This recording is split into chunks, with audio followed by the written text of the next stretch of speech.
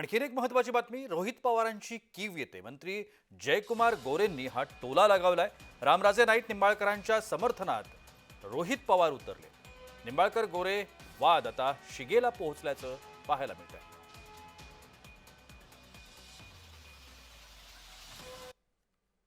जे तपासात समोर आले त्याची चौकशी या निमित्तानं होते आणि ज्याची चौकशी होते त्यांनी स्पष्टीकरण द्यावं ना। माझा आवाज नाही, माझा फोन झाला नाही, मी प्लॅन मध्ये नव्हतो, मी काय केलं नाही, हे रामराजेंनी बोलणं अपेक्षित आहे। रोहित पवार त्यांची वकिली का करतात? त्यामुळे संघर्ष आणि सत्तेचं शहाणपण आम्हाला शिकवू नका। माझं म्हणणं एवढंच आहे की आपण चौकशीला सामोरं जावा, चौकशीमध्ये सत्य होईल।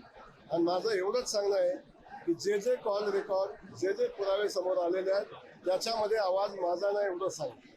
त्यामुळं माझं एवढंच सांगणं रोहितजीला आहे, लवकरच आणखीन काय घडामोडी घडतील।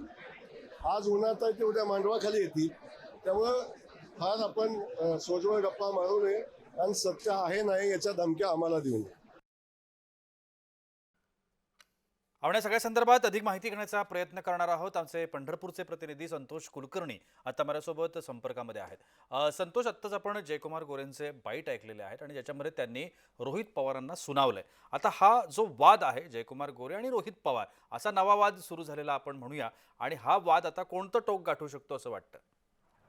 नक्कीच ज्यावेळेस रामराजे निंबाळकर यांची पोलीस चौकशी झाली त्यानंतर आमदार रोहित पवार यांनी एक ट्विट केलं। त्या ट्विटमध्ये त्यांनी असं म्हटलं की हा रामराजे निंबाळकरांवर अन्याय आहे, आज तुमची सत्ता आहे म्हणून हे सर्व चाललंय, जर सत्ता गेल्यानंतर तुमची काय अवस्था होईल, अशा प्रकारे त्यांनी ट्विट केल्यानंतर सोलापूर जिल्ह्याचे पालकमंत्री जयकुमार गोरे यांनी त्यावर प्रतिक्रिया दिली की सत्तेचा आम्हाला सांगू नका, सत्ताधाऱ्यांविरुद्ध लढून मी 4 वेळा निवडून आलेलो आहे आणि पोलीस चौकशीत कोणी हस्तक्षेप करत नाहीये, जे समोर येत आहे त्यानुसार चौकशी होत आहे।